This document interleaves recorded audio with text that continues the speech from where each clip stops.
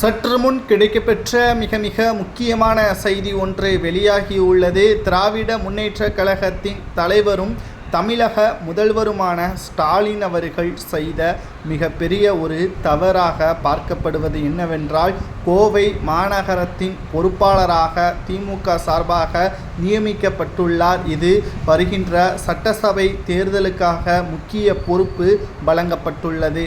அமைச்சர் பதவி பறிக்கப்பட்ட நிலையில் மீண்டும் அவருக்கு உயர் பொறுப்பு வழங்கப்பட்டு இருப்பது கட்சி ரீதியாக தோல்விக்கு அடித்தளமாக உருவாகிவிட்டது என்றும் பலரும் சமூக வலைதளங்களில் பரப்பி வருகிறார்கள். ஒரு நீதிமன்றம் குற்றவாளி என்று கருதப்படக்கூடிய வகையில் விசாரணையும் நடைபெற்று கொண்டிருக்கிறது. விசாரணை முடியும் வரை அவர் அந்த நீதிமன்ற கூண்டில்தான் நிற்கக்கூடியவர்.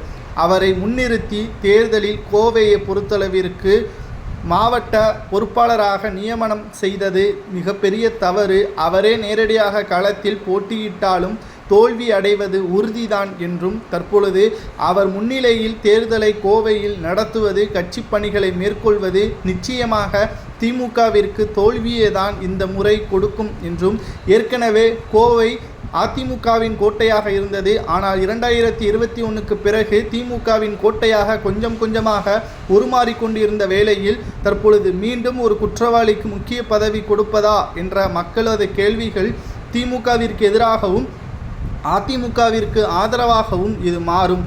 உதயநிதி ஸ்டாலின் கூட இவ்வாறு செயல்படுவது அதிர்ச்சியை ஏற்படுத்தி இருப்பதாகவும், என்னதான் திமுகவிற்கு விசுவாசமாக இருந்தாலும் தேர்தல் நேரத்தில் இவ்வாறு செயல்படுவது 200 தொகுதிகளை இலக்காக வைத்திருக்கின்ற திமுகவிற்கு நிச்சயமாக பேரிழப்பை ஏற்படுத்தும் என்ற தகவலும் தற்பொழுது கிடைக்கப்பெற்றுள்ளது.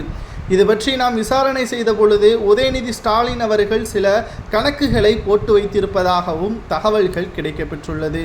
வரவிருக்கும் சட்டமன்ற தேர்தலில் விஜய் மீது வரவாக இருக்கக்கூடியவர்கள் திமுக, அதிமுக, தாவேக, நாம் தமிழர் என 4 முனை போட்டி ஏற்படும். இது வாக்கு வங்கியை பிரித்து திமுகவிற்கு ஆட்டம் காட்டலாம். எனவே மிகவும் சிரமமாக செயல்பட்டு வாக்குகளை அறுவடை செய்ய திமுக காய் நகர்த்தி வருவதாக, அதற்குத்தான் செந்தில் பாலாஜியை கோவையின் முக்கிய பொறுப்பாளராகவும் நியமனம் செய்யப்பட்டிருப்பதாகவும் தற்பொழுது தகவல்கள் வெளியாகியிருக்கிறது.